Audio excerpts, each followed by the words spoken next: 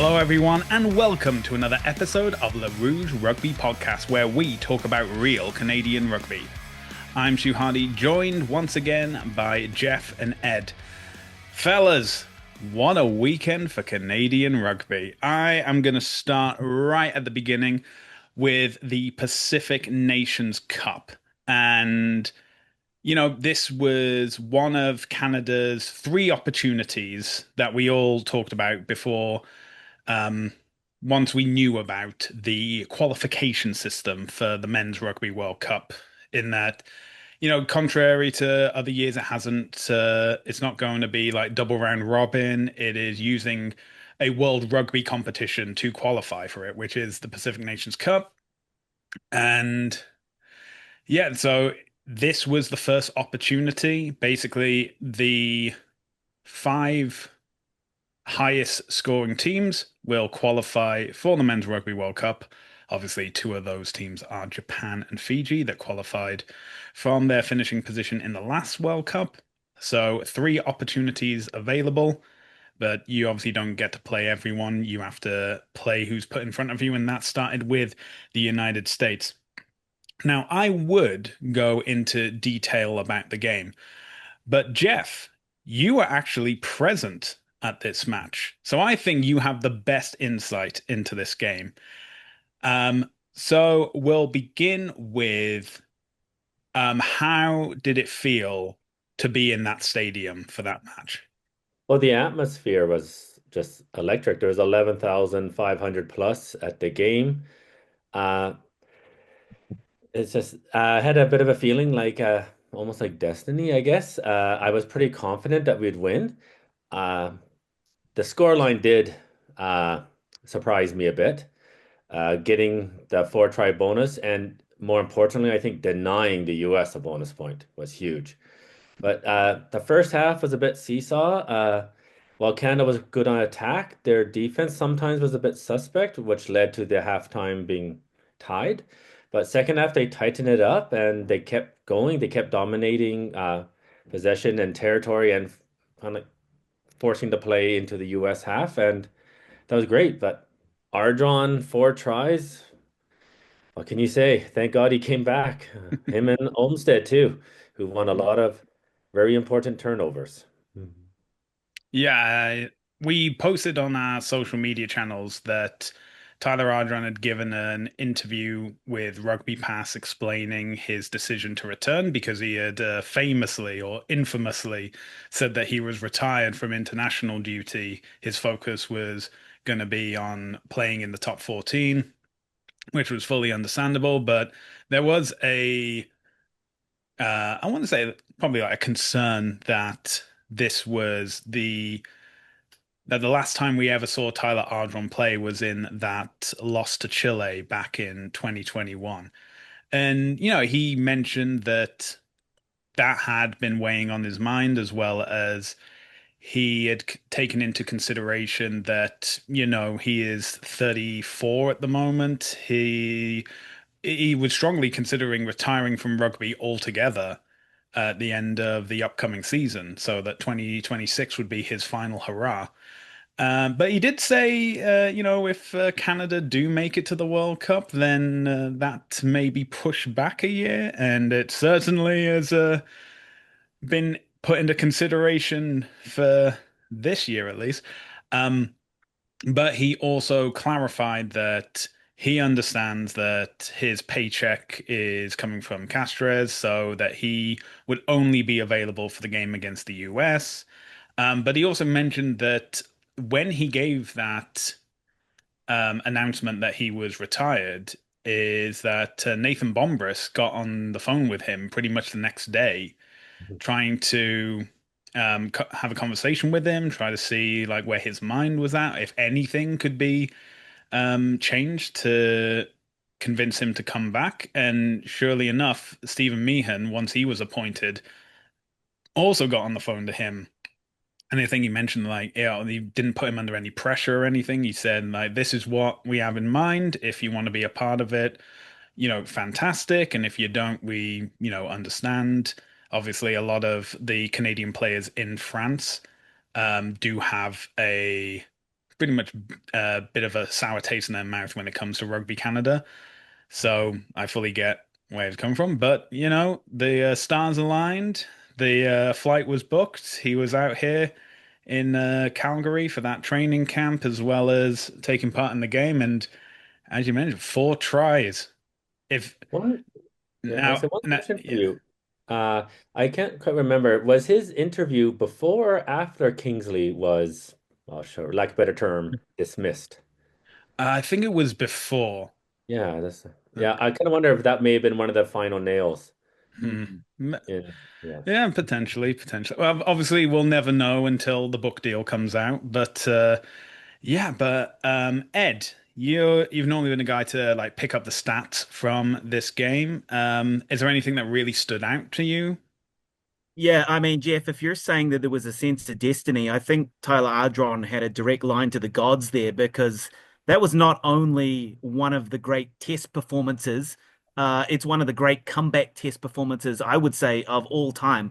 4 tries, I mean, that's, those are the pretty stats, but he was number one for 19 carries, number one for carries, number one for tackles, 24 tackles. That's a huge game. He got 2 turnovers, which was number one. He was high on the meter count, obviously the tries. And not only that, he also took 5 lineouts, which was the second most lineouts in the game. So, I mean, on all sides of the ball, that was an incredible performance for someone who's been out of the international game for, the amount of time that he's been out. It's really an incredible leading performance. And there was a couple of the other guys in the team that also, from an experience perspective, stood up there. Lesage was great. He had a lot of carries. He had a lot of tackles. He was number two in the meter making as well. So he was really good. Rumble was really good on the defensive side of the game as well. And then, you got the new guys coming in like Owaru, who is providing this power running foil for guys like Olmstead and Ardron and Rumble to actually do all of those really good defensive things that they're doing. And he's not doing a lot of tackling, but he's providing a lot of go forward. He's second in carries, first in meters as well. So they can rely on him to do a lot of the attacking work. And then you can get guys, like Rumble and Ardron who can work all around the field, which is great. Canada had 57% territory. Not as much possession, 49% possession, but pretty even. But I think the one area that they really did win the game was their discipline. 8 penalties to 13 by the US. So, and I guess line out as well. They stole a lot of the US Mm. ball. There was only 50, US only had 58% of their line out. So that's a huge stat when you're only winning half of your line Even outs. in the first Uh, half, even in the first half, they went to short line out, short, quick line out.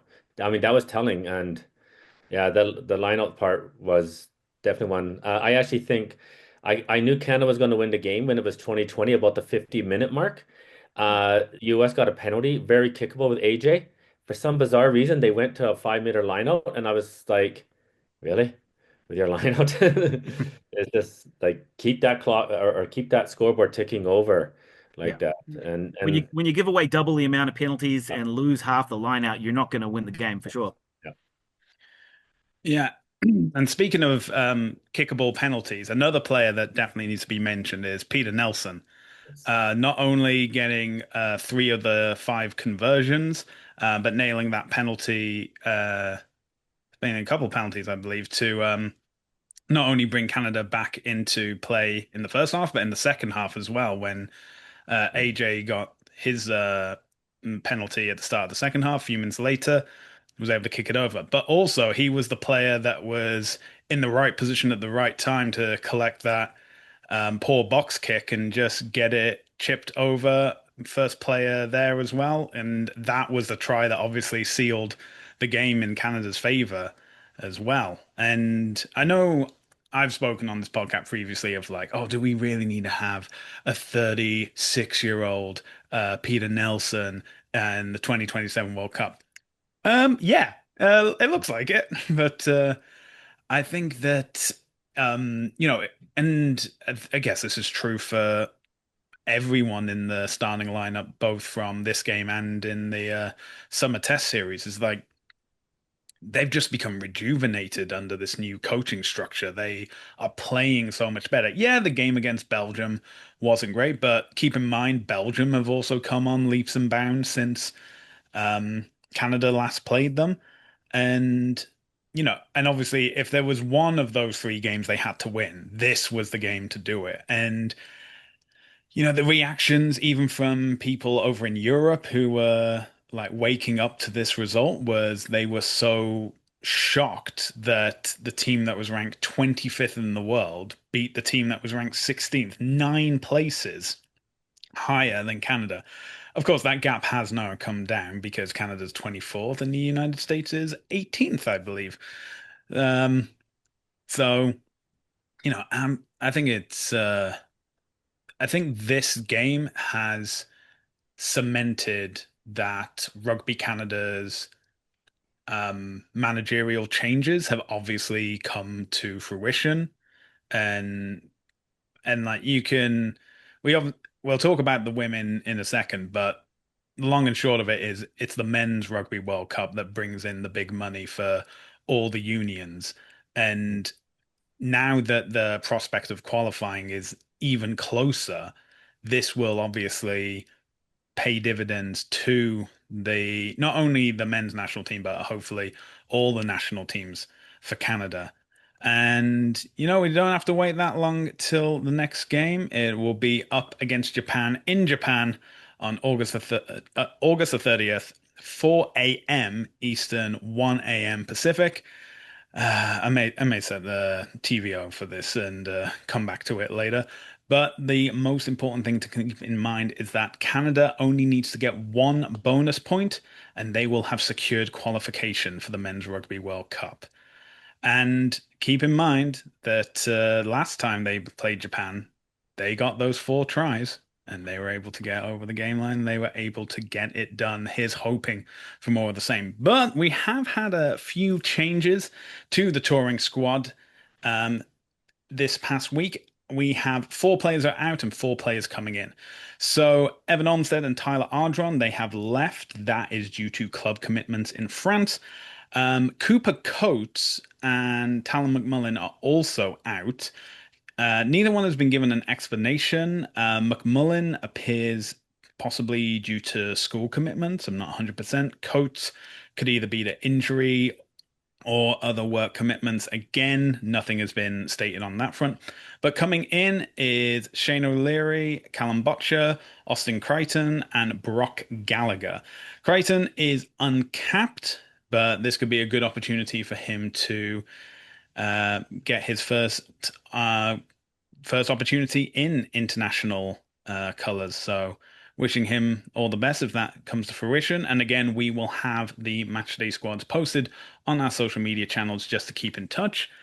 Something that someone pointed out is that they haven't seen Andrew Quattrin on the team list. And that was a concern. Obviously, one of the star forwards for the New England Free Jacks, a Canadian with 3 MLR championships under his belt. Well, it has been announced today that Quattrin is joining Valence Romans in the Pro D2 as a medical joker. That said, on the Free Jacks website, they are bidding him farewell and saying he's gone for the entire season. So I think Q may be spending his time out in France. And, I hear Europe is very nice for that season. And if hypothetically, if Canada were to do a European tour in November, it wouldn't be too hard for him just to get on the. I hear the flights in Europe are incredibly cheap to get to other European countries. So, you just got to find the airports and just head on over. But in short, congratulations to Andrew Quattrin on that position. We hope he makes the most of it and continues to grow his skills out there. Now, we've been talking about Friday and saying that it's the Pacific Nations Cup, but it has also been the kickoff day of the Women's Rugby World Cup. England putting the United States to the sword. It is not, that Friday was not a good Friday for the United States, let's put it mildly. But we have had the first round of the pool stages for the Women's Rugby World Cup. And that meant Canada were playing against Fiji. And it's going very well for Canada. By half-time, they had scored 4 tries. They had gotten the try bonus point. They had done everything they needed to, and now they could relax. But the thing is, Julia Schell was watching the highlights of the men's game. She saw that Tyler Ardron had scored 4 tries for his nation and thought, bet, I will not only do that, I will surpass it as well, is what I assume. Because at the start of the second half, Julia Schell is the first Canadian to cross the line after Fiji perform one of the best tries in women's rugby, especially at this World Cup that I've seen. Absolutely magical. Just didn't like who it was against, but I'll make do. Um, Julia Schell scores a try, and then another try, and then another try, and then another try, and another. She is the only player in this Women's World Cup to have gotten 2 hat tricks in not only the same game, but in the same half of this round. She was so quick. Her first 3 tries were scored in under 5 minutes, and her next 3 tries were scored in the space of 10 minutes. So not only is she the fastest scorer of a hat trick at any Rugby World Cup, she is also the third fastest scorer of a hat trick at any Rugby World Cup. Ed, I will come to you first on this. Phenomenal game, absolutely throwing down the gauntlet, not only to Fiji, but also to England and the Black Ferns as well. What did you make of this game? Yeah, I mean, Shell obviously the main attraction there, but overall Canada had 58% possession and 65% territory. If you're an opposition team, you're not going to win if you're not getting at least 50-50 there. With Shell, 100 meters in a game is a fantastic, that's a phenomenal game to get 100 meters, run meters in any game. Shell got 180 meters in the game, which is absolutely ridiculous. I mean, I know it was all kind of second half and Fiji had basically they'd stopped tackling by that point, but to put in that performance, she was the number one carrier. Uh, Close to the top of number one line breaks, offload. She was number one. Defenders beaten. She was number one. So really great performance from her. But the sort of talking point I think that's below the surface there is the quality of the Canadian forward performance. De Goody was excellent. She ranked highly in a lot of the different areas, including line outs and carries. You had Senth and Crossley also Hmm. putting in big shifts as well. So, you know, the forwards lay that platform for those backs and the outside backs to be able to score those tries. I think this is where Canada is going to challenge all of the better teams is with their forward performance. Corrigan and Tessier were really good in the backs as well, but it's the strength of the Canadian forward pack I think that's going to see them go deep into the competition. Yeah, speaking of the depth as well, it was announced just before kickoff that Maya Montiel was going to the bench. Deleka Menin was starting because Olivia de Merchant had been ruled out due to a minor injury.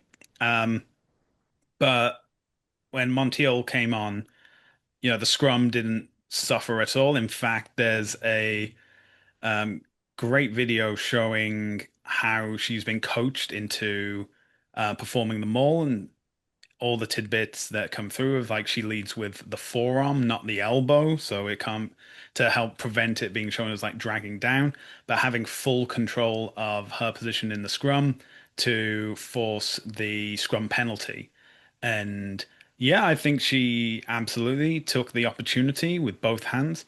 We hope the injury to Olivia de Merchant is nothing to fret about and is easily resolvable. On that topic, one of the sad sights to see was Fancy Bermudez limping off during the game. Seemed that she had done something to her ankle. She was back on the bench when the game had finished, but we couldn't see if there's any like strapping on her feet or anything like that. Again, We're now on Tuesday, the 26th of August. Nothing has come out of her being replaced or ruled out of the competition through injury. So we're hoping that's a cautionary decision. And yeah, she may not be in the next game, but hopefully she'll be still sticking around. And if not by the final game of the pool, then hopefully by the knockout stages, she'll be right as rain.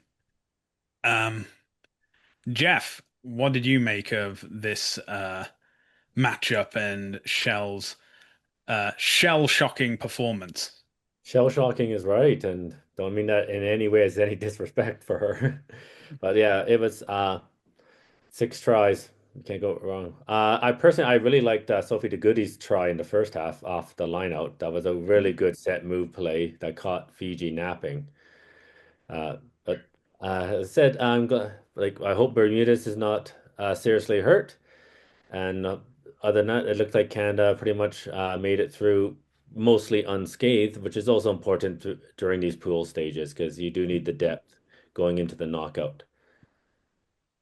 Yeah, I think it was a good decision to empty the bench probably around like the 60-minute mark, just so that everyone gets like the opportunity. The game's already been won, but you can still get time, especially in such a vibrant atmosphere at this Women's Rugby World Cup. There's been a hell of a lot of promotion.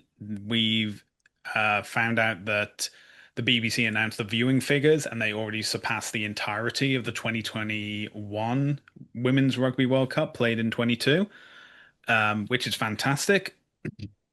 Twickenham is now officially sold out for the women's Awesome. World Cup final as well, which is also phenomenal to hear and see.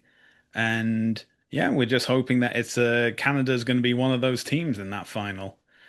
Yeah, but job done. Julia Schell currently leading the try scoring record for this Women's Rugby World Cup, and we will turn our attention to the next game, which will be against Wales. This will also be on August 30th at the far more reasonable 7 a.m. Eastern Time, 4 a.m.